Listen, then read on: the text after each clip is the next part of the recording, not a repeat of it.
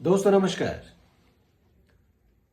हवाई यातायात के जो यात्री इस वक्त संकट के घेरे में हैं, उनको मेरी संवेदनाएं। मैं उम्मीद करूंगा कि ये सारे यात्री अपने अपने गंतव्य तक बहुत जल्द से जल्द पहुंच जाए। दोस्तों, इसी के ऊपर एक और लेख हाथ लगा है और मैंने सोचा कि आप लोगों के साथ इसे भी साझा करूं, इसे भी शेयर करूं। सुनिएगा। सन 2017 की बात है। यूरोपियन सिविल एविएशन अथॉरिटी ने एक नियम सख्ती से लागू किया। कहा कि पायलटों के लिए साल में सिर्फ 900 घंटे फ्लाइंग लिमिट रहेगी। आयरिश एयरलाइंस रेयान एयर को भी आदेश मिला। उसने एक गलती कर दी। नया ड्यूटी रोस्टर बनाना था अप्रैल से मार्च का, यानी फाइनेंशियल ईयर। बना दिया जनवरी दिसंबर, यानी कैलेंडर ईयर का।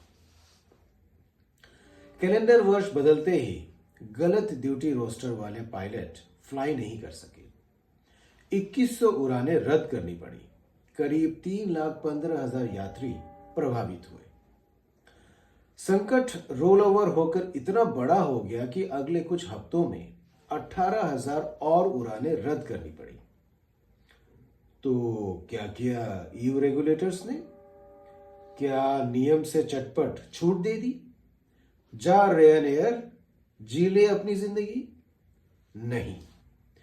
ईयू की सरकारों और रेगुलेटर्स ने तुरंत एक्शन लिया। ईयू 261 रेगुलेशन के तहत हर प्रभावित यात्री को यूरोज 250 से 600, लगभग 22,500 से 54,000 तक का नगद मुआवजा अनिवार्य था, फ्लाइट की दूरी के आधार पर। इसके अलावा रिफंड, वैकल्पिक उड़ानें, भोजन, होटल और संचार सुविधाएं प्रदान करनी पड़ी। कंपनी को रीजनेबल आउट ऑफ पॉकेट खर्च भी रिएम्बर्स करने पड़े थे। कुल मुआवजे का बोझ यूरोज 50 मिलियन, लगभग 450 करोड़ से ज्यादा था, जिसमें कैंसिलेशन का सीधा खर्च यूरोज 22 मिलियन और स्टॉक वैल्यू में यूरोज 320 मिलियन की गिरावट शामिल थी। मामला केवल सरकारी एक्शन तक सीमित न रहा। कंज्यूमर कानून इतने तगड़े हैं कि अदालतों में कई क्लास एक्शन हुए। ईयू कमीशन ने जांच कराई। कंपनी पर जबरदस्त दबाव पड़ा। सबक गहरा था। लापरवाही महंगी पड़ी। तुम्हारा कॉर्पोरेट अहंकार कानूनों के आगे नहीं टिक सकता। इंडिगो संकट भी लगभग ऐसा ही है। यहां तो नियम पालन के लिए 2 साल का समय मिला था, लेकिन कंपनी निश्चिंत हो गई। ना रोस्टर बनाया, ना पायलट हायर किए, बस फ्लाइट कैंसिल कर दी। अव्यवस्था से घबराई सरकार ने तुरंत नियम ही सस्पेंड कर दिया। इंडिगो का 60% मार्केट शेयर उसे इतनी हिम्मत देता है कि अमृत काल में घर में घुसकर मारने वाली सरकार को ठेंगे पर रखती है। यूं तो भारत में कंज्यूमर प्रोटेक्शन एक्ट से क्लास एक्शन संभव है, लेकिन केस बरसों चलेगा। यात्रियों को जानकारी नहीं, लड़ने की इच्छा नहीं। रिफंड को जाने दो दोस्तों, मेरा लगेज ही लौटा दो, रोते हुए यात्री पुकार रहे थे। और सुनने वाला कोई नहीं।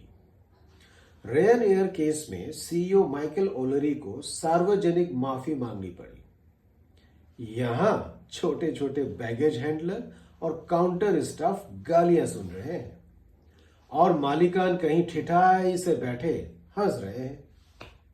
वो निश्चिंत है कि उनका बाल भी बांका नहीं होगा। यूरोप में सरकारें यात्री केंद्रित रेगुलेशन से एयरलाइंस को जवाबदेह बनाती है, जबकि भारत में मोनोपोली मॉडल आम आदमी को लूटता है, परेशान करता है और ठठाकर हंसता है। यह मोनोपोली हर सेक्टर में खड़ी हो गई है दोस्तों। Steel, mining, power, aviation, telephony, transport, petroleum, हर जगह एक दो हाथों में आपकी जिंदगी अटकी है।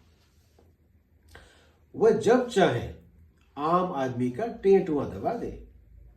याद है कोविड वैक्सीन के लिए तमाम बड़े बड़े मुख्यमंत्री अडार पूनावाला के सामने कैसे गिड़गिड़ा रहे थे? ऐसी समस्याएं दूसरे कारणों से भी आ सकती है। 2017 में ब्रिटिश एयरवेज के आईटी मेल्टडाउन से 800 उड़ानें रद्द हुई।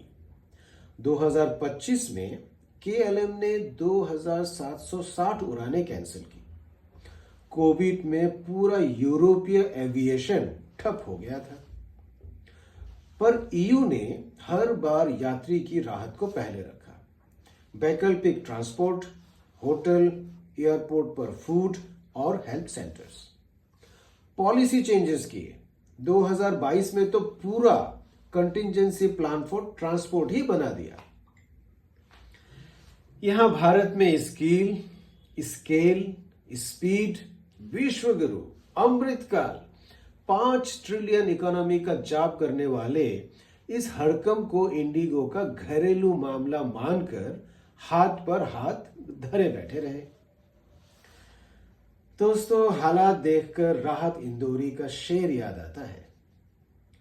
अड़े थे जिद पर कि सूरज बना के छोड़ेंगे, अड़े थे जिद पर कि सूरज बना के छोड़ेंगे, पसीने छूट गए एक दिया जलाने में, पसीने छूट गए एक दिया जलाने में। शुक्रिया दोस्तों।